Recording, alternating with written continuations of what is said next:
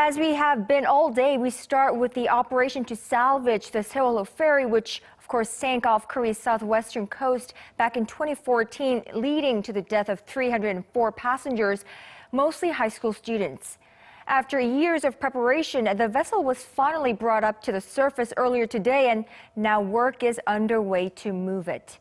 Our Shin Se-min is live on the ground. Let's go live to her. Se-min, what's the latest from there?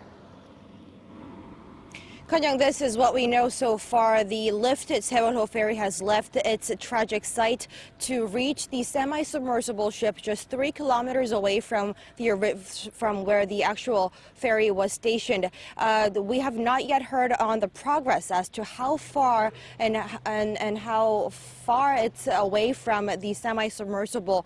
The couple of hours ago, about 3 hours ago, the Oceans Ministry has told reporters that the Sewol-ho ferry has left for the semi-submersible ship, and once the process of leading to the ship occurs, the loading of the vessel onto the semi-submersible for transport will come next. And once that's done, the engineers and the operators will try to drain it by raising the remaining 9 meters of the ship that are still below the water surface. Remember that they had kept that part of the vessel in the water in case there's any sharp change in the wind speed or the water velocity.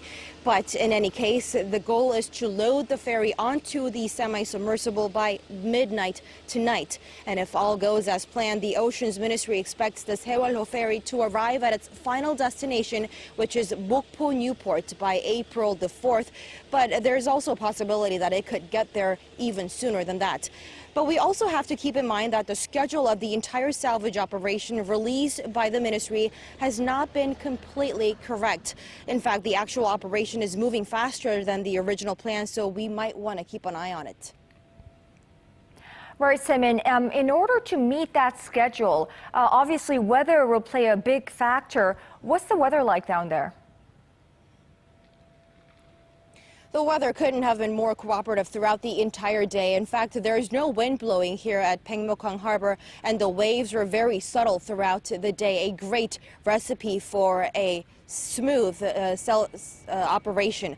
But these conditions are likely to take a turn over the weekend, as today is the last day of the neap tide, when the gap between the high and low tides is at its minimum. That's also the reason why the Oceans Ministry plans to lay the vessel onto the semi-submersible by midnight tonight. In the coming weekend, there is rain in the forecast, and the sea level is expected to rise, so it's all the more crucial that the salvage operation be completed as planned. Now, Se-min, obviously the operations taking place out in the water. Have you had a chance to meet with any people nearby? A few. Throughout the entire day, I was able to speak to some of the people dropping by here at Pyeongmokwang Harbor, the nearest point of land to the actual tragic site. Some of them I've talked to have shared their heart-wrenching feelings. As an adult, I feel partly responsible for the accident, and I have some mixed feelings about the ferry being salvaged. It's also positive news, but at the same time, sad.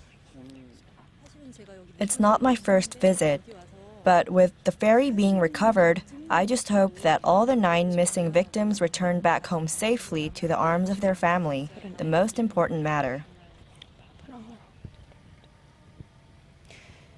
Now, the disaster 3 years ago had brought the nation together, and today many have their eyes fixed on television, and even some visiting the actual site like here, Pyeongmokwang Harbor. But one thing in common, that all are hoping to put an end to a tragedy that shall never happen again. Kanyang?